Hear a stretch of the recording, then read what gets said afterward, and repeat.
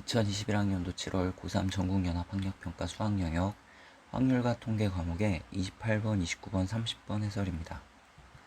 먼저 28번은 확률 변수 x가 평균이 m이고 표준 편차가 2인 정규분포를 따르고 확률 변수 y는 평균이 m이고 표준 편차가 시그마인 정규분포를 따른다고 합니다. 확률 변수 x의 평균이 m이고 이것을 통해 확률 변수 y의 평균을 구해봅시다. y는 3x-a이므로 이렇게 쓸 수 있고 기대값은 이렇게 바꿀 수 있죠. 여기서 x의 평균이 m이므로 대입하면 다음처럼 쓸 수 있습니다. 확률 변수 y의 평균이 m이므로 이것이 m과 같죠. 여기서 a는 2m이라는 식을 얻을 수 있습니다. 확률 변수 x의 표준 편차는 2입니다. 확률 변수 y의 표준 편차는 다음처럼 쓸 수 있고 가에서 y가 3x-a라서 이렇게 썼습니다. 표준 편차는 x 앞에 개수가 밖으로 나오죠. 이렇게 쓸 수 있고 2를 대입하면 확률 변수 y의 표준 편차는 6임을 알 수 있습니다. 이것을 통해 확률 변수 x의 정규분포 그래프를 그리면 확률 변수 x의 정규분포 그래프는 이렇게 되고 확률 변수 y의 정규분포 그래프는 이렇게 됩니다. 두 확률 변수의 평균은 같고 확률 변수 y의 표준 편차가 크므로 y의 정규분포 그래프가 위로 솟구치는 이런 그래프가 그려졌습니다. 두 확률이 같다고 합니다. y가 a보다 클 확률은 a가 2m과 같으므로 이렇게 쓸 수 있죠. 2m은 그래프에서 이 지점에 해당합니다. 그래서 지금 y가 2m보다 클 확률은 이 부분의 넓이가 되겠습니다. x가 4 이하일 확률과 같아야 되는데 이것과 같으려면 4는 이 지점에 있어야 되겠죠.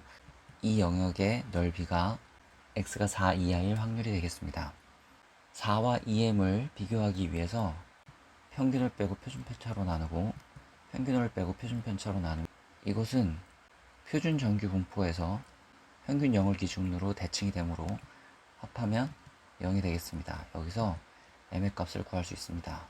우리가 구해야 되는 것은 이 확률 값인데 이 확률 값은 이렇게 바꾸죠. 그래서 이 확률을 구하면 되겠습니다. 이 확률은 표준 정규 분포표에서 0.5에서 0.1915를 빼서 구할 수 있습니다. 그래서 정답은 5번이 되겠습니다. 29번입니다. 아래 15장의 카드 중에서 임의로 2장의 카드를 동시에 선택하는데 그렇게 선택한 2장의 카드에 적힌 두 수의 곱의 모든 양의 약수의 개수가 3 이하일 때 그 두 수의 합이 짝수일 확률을 구하는 문제입니다.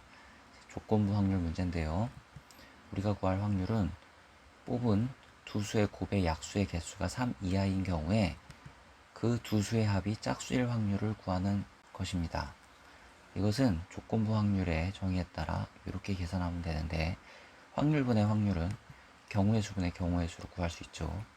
그래서 먼저 두 수의 곱의 약수의 개수가 3 이하가 되는 경우를 찾아봅시다. 1, 2를 뽑으면 그렇게 됩니다.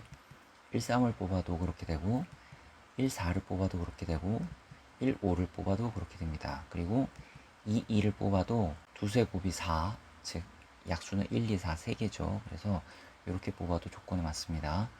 3, 3을 뽑아도 조건에 맞고 5, 5를 뽑아도 조건에 맞습니다. 1, 2를 뽑는 경우는 두 가지가 나오고 1, 3을 뽑는 경우는 세 가지가 나옵니다.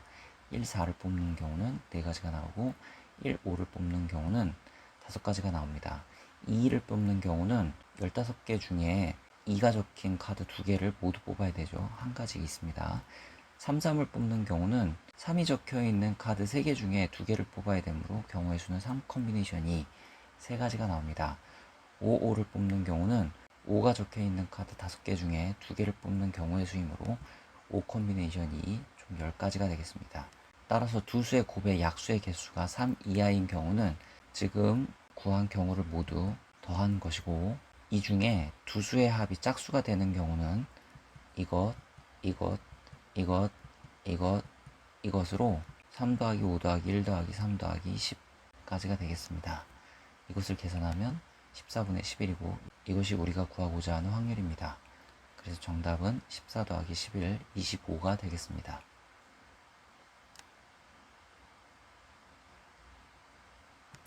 30번입니다. 4명의 학생 A, B, C, D에게 검은 공 4개, 흰 공 5개, 빨간 공 5개를 즉 총 14개의 공을 남김없이 나눠준다고 합니다. 그 중에 A에는 흰 공과 검은 공을 나눠주는데 흰 공보다 검은 공을 더 많이 받아야 됩니다. 그리고 A가 받는 공의 개수는 홀수라고 합니다. 만약 검은 공을 4개 받았다고 하면 흰 공을 하나 받을 수 있습니다. 검은 공을 4개 받았다고 했을 때 흰 공을 3개 받는 경우도 가능합니다. 검은 공을 3개 받았다고 할 때 흰 공은 2개 받으면 합하면 5개, 홀수의 공을 받는 경우이므로 이것도 가능하죠. 검은 공을 2개 받았을 때 흰 공 하나 받는 경우도 가능할 것입니다. 맨 마지막 경우를 생각해보면 A한테 3개의 공을 줬으므로 나머지 11개의 공을 B, C, D에 나눠줘야 되는데 이때는 3개 이상 공을 받는 사람이 생기므로 A가 받는 공의 개수 이상의 공을 받는 학생은 없다라는 조건에 맞지 않습니다. 그래서 이런 경우는 지우면 되겠습니다. 만약 A가 흰 공 3개, 검은 공 4개를 받는 경우에 흰 공 2개와 빨간 공 5개가 남으므로 가조건 각 학생이 받는 공의 세개 종류의 수는 2개라는 조건을 만족시킬 수 없습니다. 그래서 이런 경우도 지워주면 되겠습니다.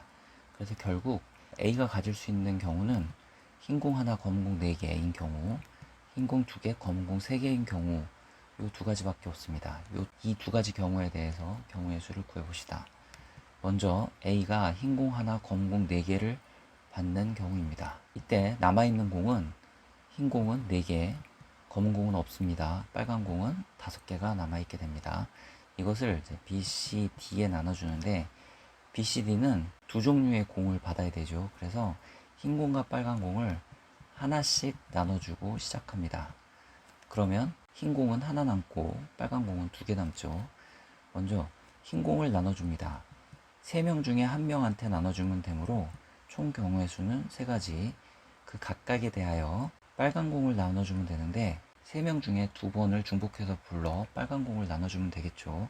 그래서 빨간 공을 나눠줄 수 있는 방법은 3H2가 되겠습니다. 그런데 빨간 공을 흰 공을 추가로 받은 학생에게 2개를 몰아서 주면 안 됩니다. 그러면 그 학생은 5개의 공을 받게 되고 A가 가진 공의 수와 같은 수의 공을 받게 되죠. 이것은 조건에 맞지 않습니다. 그래서 그런 경우 한 가지를 빼면 되겠습니다. 이 두 값을 곱하면 A가 흰 공 1개, 검은 공 4개를 받을 때 나타나는 경우의 수는 총 15가지가 나오게 됩니다. 두 번째, A가 흰 공 2개, 검은 공 3개를 받는 경우는 남은 공이 검은 공은 하나, 흰 공은 3개, 빨간 공은 5개입니다. 이것을 나눠주면 되겠죠. 먼저 검은 공을 나눠주고 시작합시다. 그리고 검은 공 받은 학생이 흰 공을 받는 경우에 이제 흰 공은 2개 남았습니다. 그러면 그 흰 공 2개를 C와 D가 나눠 가져야 되겠죠.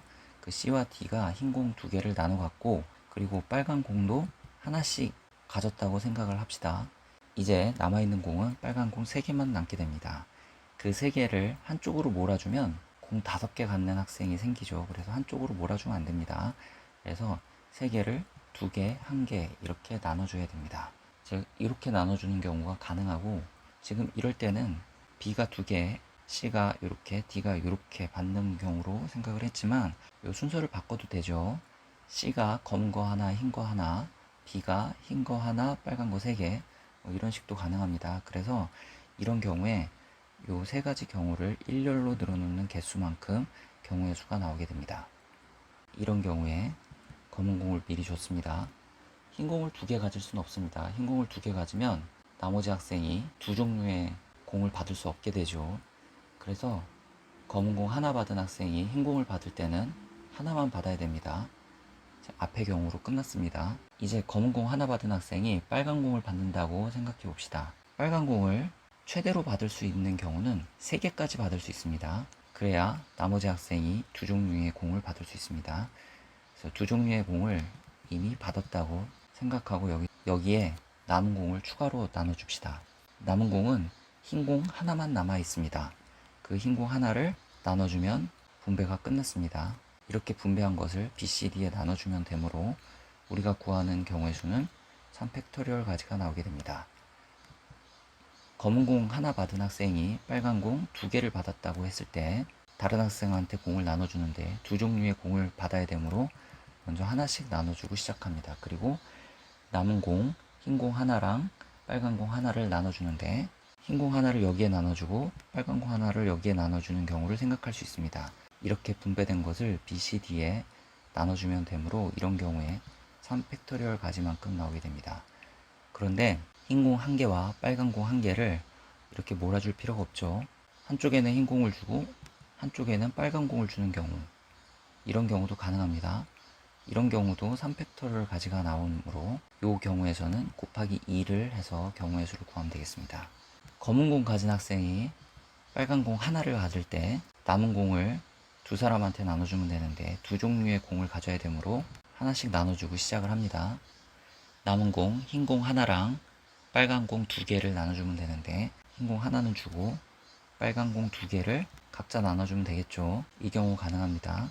이렇게 분류된 거를 B, C, D에 나눠주면 되므로 우리가 구하는 경우의 수는 3팩토리얼을 가지고, 이런 경우에 빨간 공을 굳이 이렇게 분류해서 줄 필요가 없죠. 한쪽에 몰아줘도 상관없습니다. 이렇게 분류하는 경우도 가능하고 이렇게 분류한 경우를 B, C, D에 나눠주면 되므로 또 3팩토리얼 가지가 나와서 이런 경우 곱하기 2를 해서 경우의 수를 구하면 되겠습니다. 이제 모든 경우에 대해서 경우의 수를 구했으므로 우리가 구하는 경우의 수는 지금까지 구한 것들을 모두 더하면 되겠습니다. 그래서 결과는 51가지가 되겠습니다.